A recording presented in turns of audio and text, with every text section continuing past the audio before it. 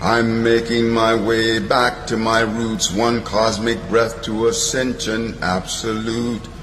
The time has been long since I have been home. I am hearing the call of a heavenly song.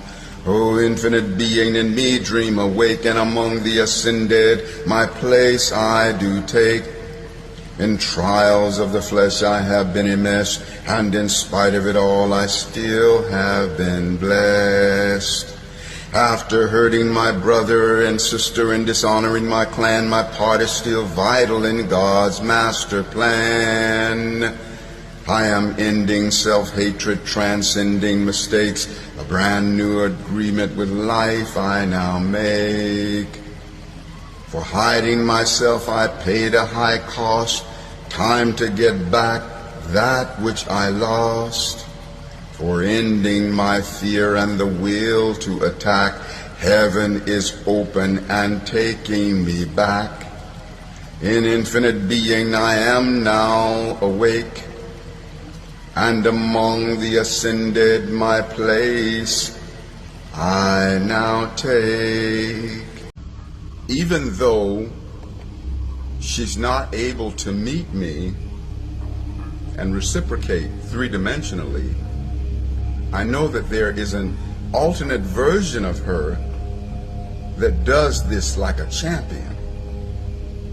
So I'm going to shift the dial of my awareness to that version of her that is very elevated in her capacity to share love.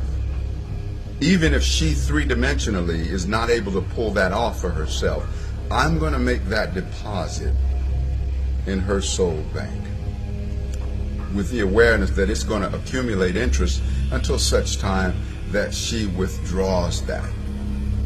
Now I am a sacred contributor to her life. You want to learn how to remember the painful past in a forgiving, good way. Because when you do, you're like a house that appreciates in value, and now it's worth even more money. But if you don't forgive, it's like you depreciate like an old car. So you depreciate the value of your beingness. So you could then attract another relationship that's even worse than the previous relationship. Forgiveness is really important. You want to be loving you. See, it's not fair to you to love you more when you're in that relationship than you would love you when you're not in the relationship. See, that's a devaluation of self.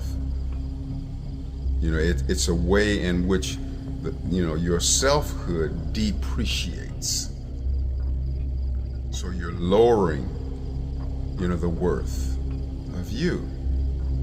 Now, I get that when you're in relationship and it's a fulfilling relationship, that's your favorite. Probably all of our favorites, who really love the relationship dynamic. But everything is perfect, and that's a good lesson for you too, because you're quite a perfectionist. But the only real path to perfection is perfect acceptance. See, perfect acceptance, that's where you find perfection, when you swallow your life whole, the good, the bad, and the ugly. You don't have to prefer the bad and the ugly, but you do want to give the bad and the ugly its propers, because they are very powerful teachers. The value of the relationship is realizing that you could experience the pain of the loss. And the pain of the loss became an empowerment for you. The loss is a contrast. Through the contrast, we learn to elevate our appreciation, for the thing that contrast is eclipsing. You see, so you ended the relationship. and the contrast of ending the relationship seemed to eclipse your joy. But then that also is the catalyst for you up-leveling the value that you place on joy. And you will therefore be so much more passionate in pursuing the fulfillment of that joy. And you do that not in spite of the contrast, you do that because of the contrast. 'Tis in the name of holy peace that all my blessings now increase, my great abundance now comply with power of my single eye. I bless the darkness, make it right, reverse the tide and free the light. God, make my power ever pure, else let the power not endure. I love and lift my fellow man and woman and understand the master plan for me. There's simply nothing new except that which I always knew. First I spin at speed of light, within, without, come now my sight. Almighty Spirit, Elohim, make truth of this my cosmic dream. Yes, my eye is really single with light, my body does now tingle. Oh, my soul is so brand new, I now know all that I once knew. I'm making my way back to my roots, one cosmic breath to ascension absolute. The time has been long since I have been home, I am hearing the call of a heavenly song. O infinite being in me, dream awake, and among the ascended, my place I do take. We align in divine awareness with all of the healing and wholeness that is, was, or ever will be. Feel the vibration of the healing. We align in divine awareness with the resonance of the frequency of love, the frequency of gratitude, of bliss, wisdom, and peace, which is infinite, eternal, omnipresent, all-dimensional. And we lay these elevated vibrations upon the altar of the Most High, as we receive from the Most High unto this ascended love, gratitude, bliss, wisdom, and peace, the blessing, the anointing, the baptism, and the quickening, our ascended love, gratitude, bliss, wisdom, and peace is clear as this ascended resonance are present everywhere and aware every when. We are in the now, ascended love, gratitude, bliss, wisdom, and peace of every time. And the infinite here, ascended love, gratitude, bliss, wisdom, and peace of every space. We are that we are ad infinitum. We align in divine awareness with our ascended freedom, forgiveness, innocence, generosity, inspiration, and magnetism, which are infinite, eternal, omnipresent, all-dimensional, omnipotent, omniscient. We lay all of this upon the altar of the Most High. With every elevated version of who we are in the multiverse, in the fifth dimension realms of ascension and beyond, by virtue of the power of divine choosing, God within us choosing, we choose to remember who and what we truly are,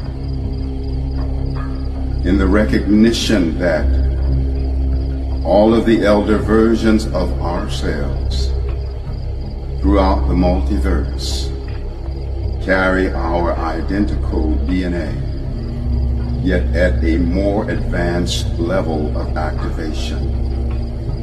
And so, beloved elder versions of ourselves, we receive you now, for you have always had our back, and now we choose to have your back by way of elevating into our alignment with that exalted something that we are eternally meant to be. Always and forever, we receive this divine resonance.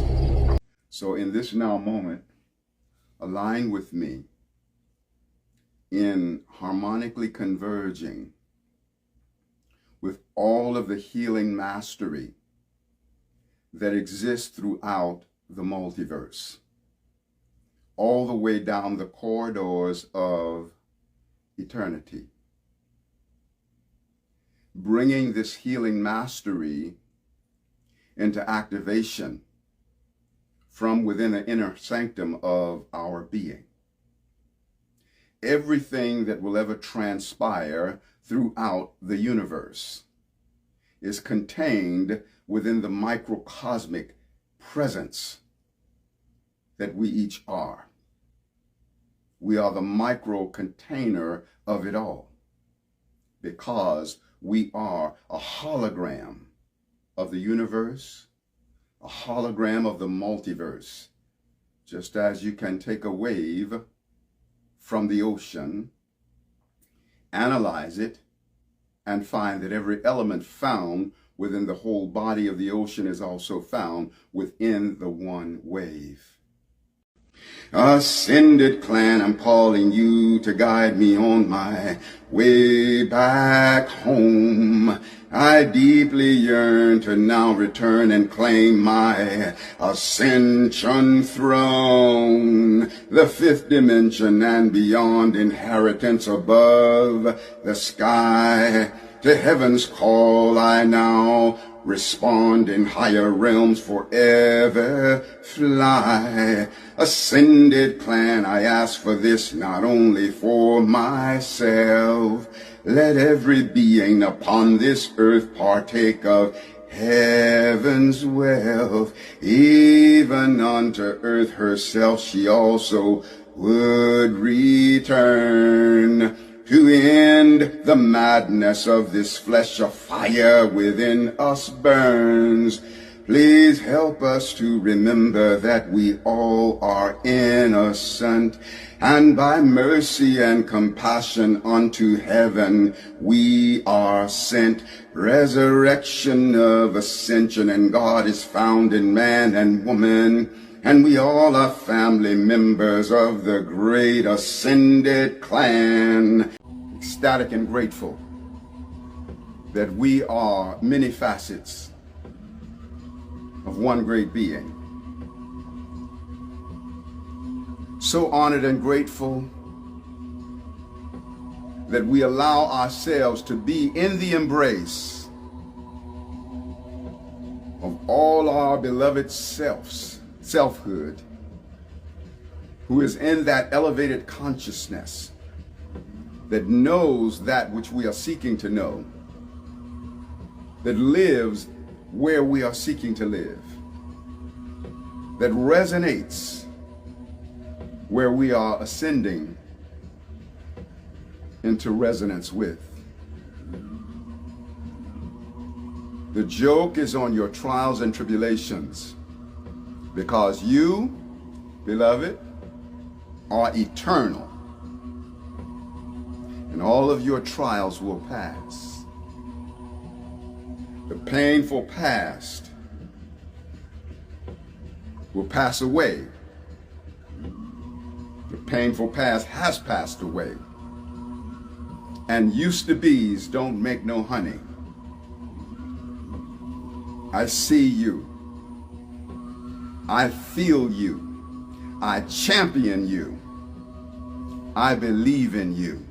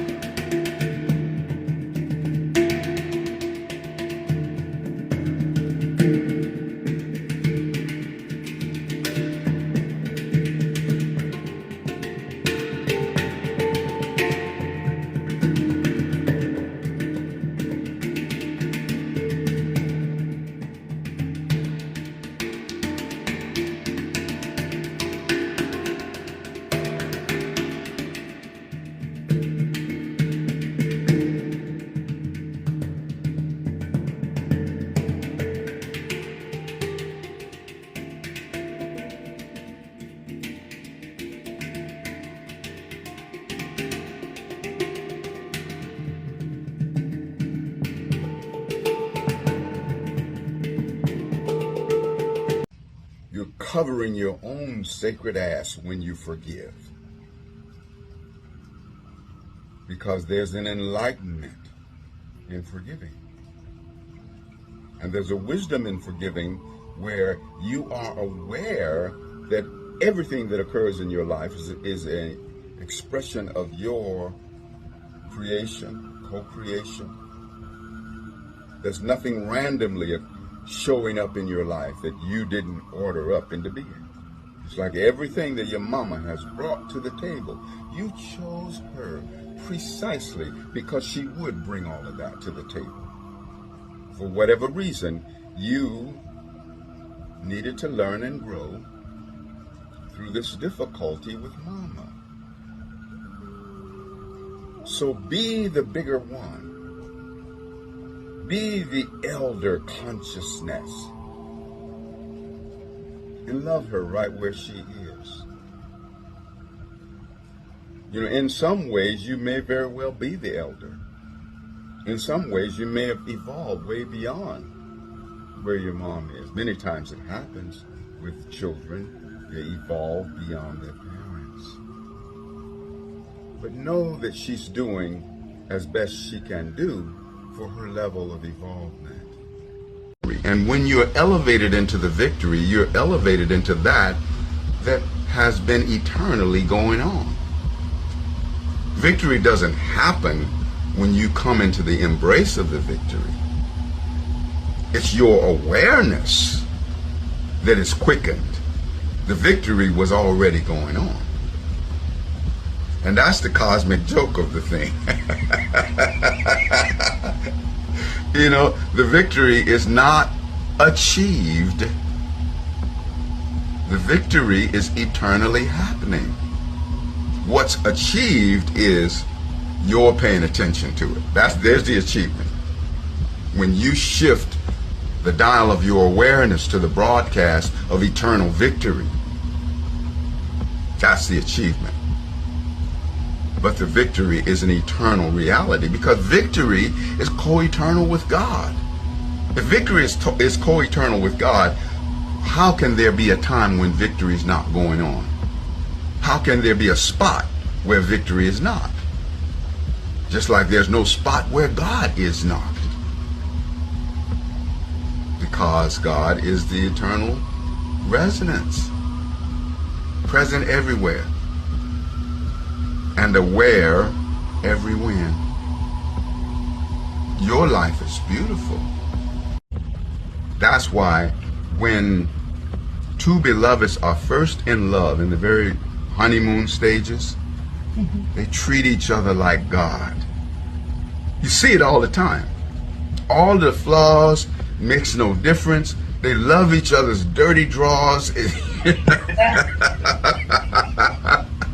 Because when one is in the honeymoon stage of being in love, the beloved can do no wrong. See, that means at the very core of their being, they are realizing that they are in relationship with God. They're having a rendezvous with God. Now, the honeymoon stage doesn't always last a long time. Some people only milk a few months out of it, you know. Some people get a few years, you know, but that's, you know, so relationship, more than being a couple, it's a trinity.